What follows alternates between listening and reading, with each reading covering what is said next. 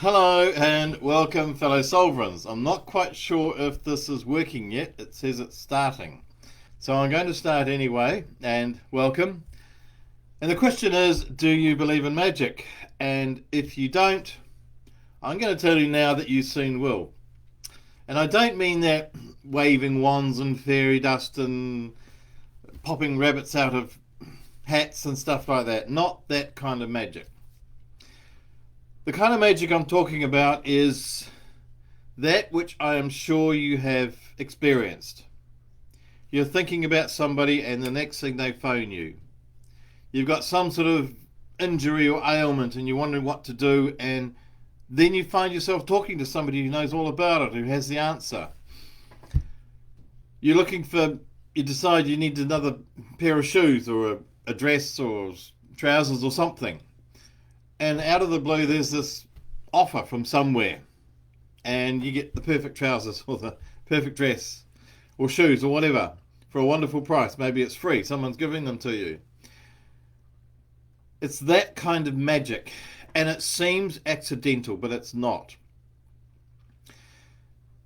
This is the age that we're living in, and it's slowly building up, and it's happening so slowly, creeping. The power of our mind, should I say, and it's not necessarily the power of our mind, it's the power, full stop. The power that we're in. So just to step back and give a bit of a perspective, I'll explain what's going on now from the perspective of two different cultures, from the Chinese and from the Hopi Indians. So the Chinese, well, not all Chinese, some have never heard of this, but there is an aspect, a part of China where they have, if you like, they have this big calendar, and they break the world's history down into periods. So, and they're generally about 2,400 years, somewhere around there. Strangely, yes, it coincides with the Mayan calendar, and the Tibetan calendar, and the Mara calendar, and the, yes. So, the period basically up to about Jesus' birth, just about 200 years before that, was called the Green Yang period. And that was the period dominated by water. And that's when we had Noah's flood, when they had the 10-year flood of Emperor Wu in China. And the water was the powerful ingredient, shall we say, in terms of people and the flow of people. And then from just before the birth of Christ to around about now, so if you like, from about the year 2000, 2,500 years back, was the red yang period, and the red is fire. So we've had more volcanoes and earthquakes in this period of Earth's history than we have in the last 12,000 years. Fire. There's been lots of fire. And we've had a lot of wars. And what are wars? A lot of fire. So we invented gunpowder in this period. And so there's been a lot of conflict, a lot of fire in our minds, a lot of fighting on a domestic, community, national, international level. There have been more wars in this last 2,500 years than there have been in the last 12,000 years. And of course we had the Industrial Revolution, and it was that period is all about building things, creating things out of steel and glass and all those. And what do they need? They all need fire. And so fire was the dominating characteristic, or the dominating element, for the last 2,500 years. We're now we're moving into the white yang period, and white signifies the invisible. So that's about intuition, obviously the internet. And you can see that the current conflict where the world conflict and every other conflict is turning from a physical battle of fire to a battle of propaganda. So we're doing the internal thing. We're trying to influence people from the invisible. We're trying to convince them. We're not trying to force them. Yes, we had forcing of things, but we're trying to convince people that this is the great thing to have. And so we have all these scientists and doctors and medical people telling us how wonderful this is. And there was a wonderful interview recently on ABC by this woman who is an expert on water. And she's got a professor, whatever, of water, and she's studied water for many, many years. And she's prancing about the planet. She's from Sydney, Sydney University, prancing about the planet, telling us all, she was interviewed on ABC, telling us all how safe all the water is in the water treatment plants in all the cities of Australia. And then when the interviewer asked her what makes it safe, what's in that water, she couldn't answer. And so he asked her, are there any heavy metals? Is there any lead, cadmium, arsenic or whatever?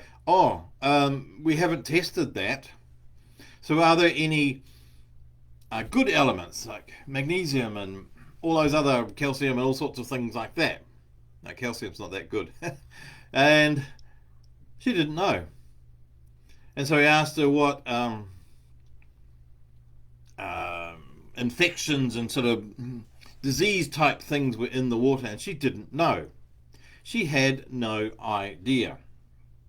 So us Australians are paying our taxes to pay her huge wage to go around telling people, to try and convince people that the water is safe. In fact, she knows nothing about water. And this is just a tiny example that they are now sending out all these so-called experts to try and convince us that something is something. That X is safe and Y is great for us and da-da-da-da-da. And they're not doing it with logic. They're not doing it with any facts or basis of experience. They're doing it with trying to convince us, trying to change our minds. And so that's the period that we're in. The mind, and most people aren't conscious of this, that the mind is becoming more powerful. And I'm talking about the mind. The one mind, the collective mind that we are all part of.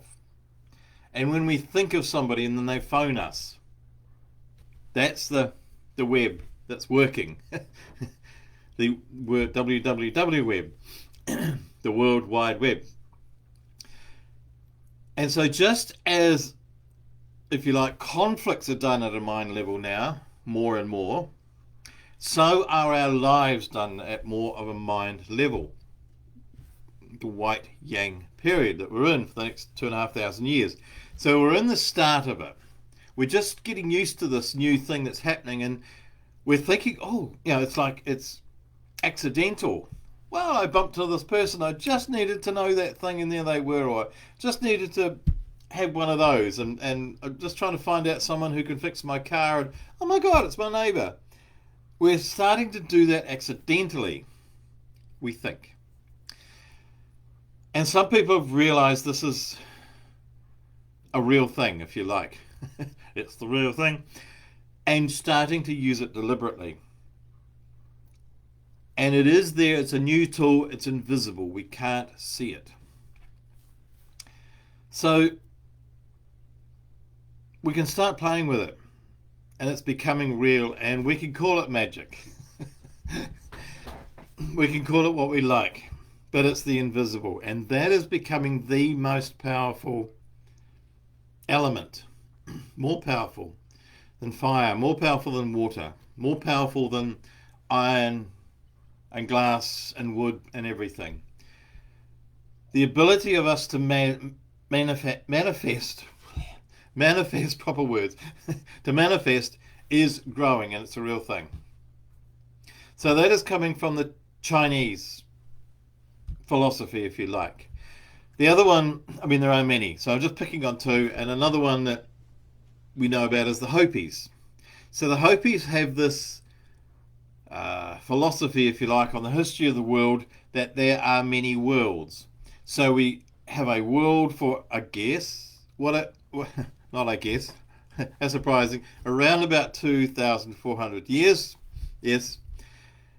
And so we go through a world, and then, so their story is that a group of people who are to continue to the next world actually go underground, go live inside the earth, and then when the big transition happens, they will come up again.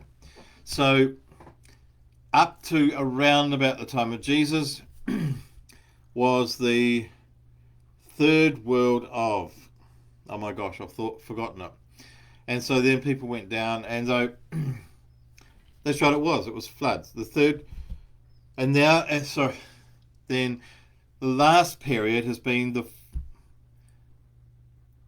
fourth world of separation. And then, so the last, and it was Piscean. What's Pisces? The two fish going in opposite directions. We've been separating ourselves. We've been trying to fight each other. I'm better than you. Da da da da da. I've got nicer shoes than you. I've got a prettier whatever than you. I've got a bigger house. I've got a bigger country. I want your land. You're not having it. I deserve to have this, and I have the rights to take your stuff. It's been a time of separation and conflict, which goes with the fire. And so the Hopi thing now is that we're now in the fifth world of unity. And then the following one will be the sixth world of oneness. So we've been fighting, and now we're coming to unity, which is not quite oneness, but we're starting to see the connection with each other. We're starting to feel the connection with each other. We're starting to realize that we're not that different. We had all these differences before with nationalities and genders and religions and cultures and politics and everything else. We could see differences, and we did a lot of judgment. We're now coming to the era where there's connection. We're seeing that we are one. There is only one. And I talked before about the mind. That we're seeing there is one mind. There are, as the Course of Miracles says, there is only one mind. And for some people that seems a wee bit scary because, people are going to see into my mind and see all those awful little thoughts that I have. No, it's not like that. It's that we connect, when we connect with love, when we connect with care and concern, when we connect with clarity, honesty, integrity, something, I'll say magic, but I don't know what another word is, something magic happens when we step back into that which is not ego, the invisible. And maybe we call it trust. Kind of a small world for what it is. It's more just knowing. It's knowing that we're one, and that in the oneness, in the connection, so there's one mind, in the connection, everything is there for what we need. We don't need to grasp and take from you. It's the opposite. The more I give you, the more I have. So before we were taking to receive, we were taking and holding to receive and storing stuff up, all this money and assets and things. Now people are starting to give away. There are more and more and more. There's thousands of organizations, people who have set up to give. And that's been one of the amazing benefits of this whole hooty-hoo, as Marion calls it, for the last 5 years.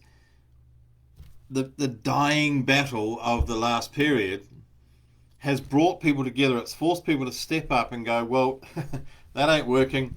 We need to form our own community. And it's forced people to start living in a more community-minded way, and to be giving. It's like the Capricornian, the giving of the benefits of everything. And so that's the era that we're starting to live in. And it's happening in small ways.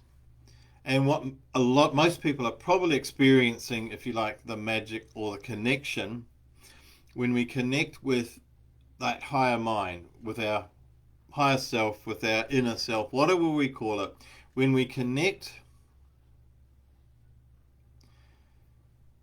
we find that our manifestation abilities are arising. And as we practice, they just get better. And this is the era for doing that. And it's kind of, for some people, it's unnerving. It's like, ugh, how did that happen? I didn't ask for it, but here it is, and it's what I wanted. But we can play with it. We can deliberately choose to play with it. And will only work for good. If I wish that somebody out there falls over and stubs their toe, that ain't going to work. We know about karma. What will work is when I wish someone well. When I am with somebody when they've had a success, and I just absolutely salute for them, and that's when it works. That's when the connection works. It only works for good. So what we're going to see is no need for laws. Anarchy, if you like, which is, to me, it's a beautiful word. It's where we're living in a state that people will realize that doing good is the only way of living a life. So we don't need punishments. We will simply see that when I wish someone well, when I wish myself well, when I fall into gratitude each morning, the magic happens. And so there'll be no need to do naughty things. There'll be no need for governments. There'll be no need for lawyers and courts and police. All of those will fall away. And at some level, they kind of know it because they're grasping at their last vestiges of control. But a lot of people now are just stepping aside. And people are, whatever. Well, I was working yesterday, and I always park my bike where we work, is right opposite the police station. And this policeman came out and asked me why I wasn't wearing a helmet. And I didn't answer him. I just carried on, tied my bike up, got the thing off the bike and walked off. And he stood there because they think that we should engage with them when they talk to us. We don't have to. It's like almost like they don't exist. And a lot of people are living like that now in communities, like the government doesn't exist. We're just getting on without it. And when people are manifesting from goodness, from love, from peace, from gratitude, then only benefits happen. Only the magic happens. So, ponder on that. And I wish you a lot of magic today. And I bless you and all who sail in her.